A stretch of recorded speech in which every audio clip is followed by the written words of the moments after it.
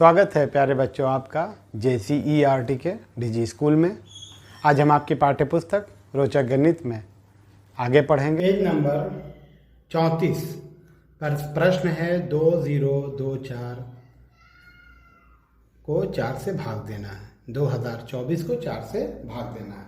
अभी तक जो हमने आपको विधि बताई थी पिछले दिन, वो लगातार घटाने की थी। बार बार हम उसी संख्या को घटाते थे और फिर हमको उससे भागफल मिलता था। लेकिन यहाँ पर हम एक अन्य विधि बता रहे हैं। ये बहुत महत्वपूर्ण विधि है और आपको इसे अच्छे से सीखना है, क्योंकि आपके सारे प्रश्न इसी विधि से हल होंगे।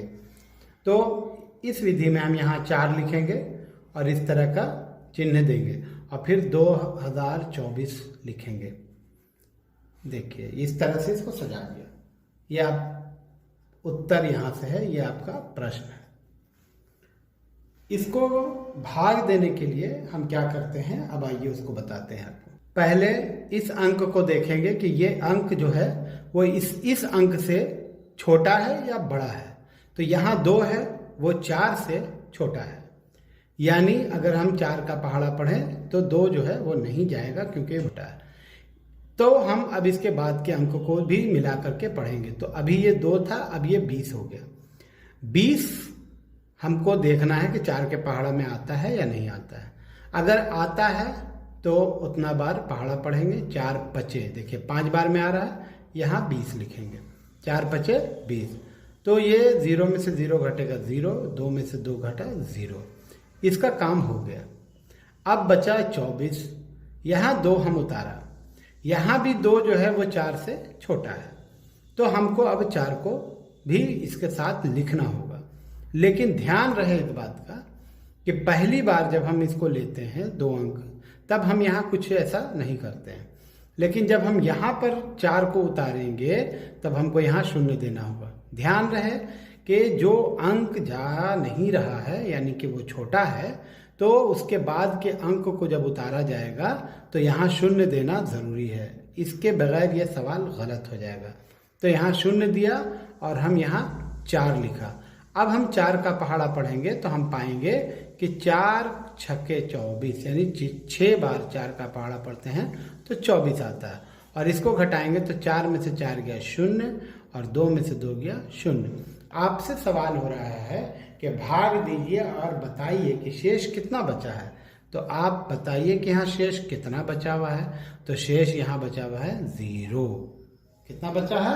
0। जो यहाँ बचता है उसी को हम शेष कहते हैं, शेष फल। और यहाँ जो हमको मिलता है ये भागफल है। ये क्या है? भागफल है। ठीक है, इसको याद रखिएगा। यहाँ जो मिलता है वो शेष फल और यहाँ जो मिलता है वो भागफल। अब इसके बाद अगले प्रश्न को हल करके आपको दिखाते हैं इसी तरह से। अगला प्रश्न है आपके सामने, कोई एक प्रश्न 23/10 को भाग देना है 15 से।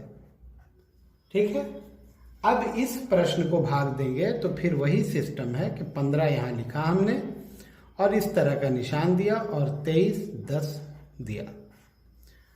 पहला अंक 15 से नहीं जाएगा, 2 है वो। हम दूसरा अंक लेते हैं, मिलाकर पढ़ते हैं, 23 आता है।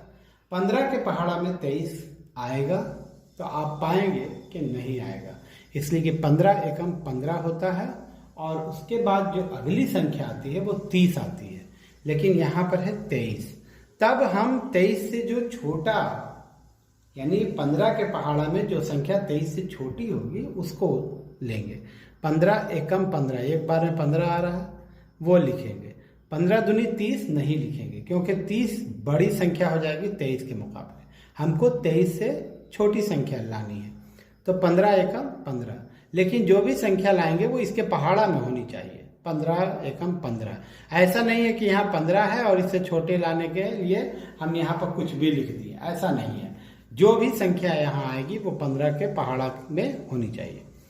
तो 15 एकम 15 आया। अब ये 3 है, 13 में से 5 गया 8। यहाँ पर घटाव का काम है जो हम पहले भी करते आए हैं। 13 में से 5 गया 8 और ये 1 इसको दे चुके में से 1 घटा तो 0। अब ऊपर से 1 उतरा तो 15 का पहाड़ा कितना बार पढ़ेंगे? कि 81 आ जाए।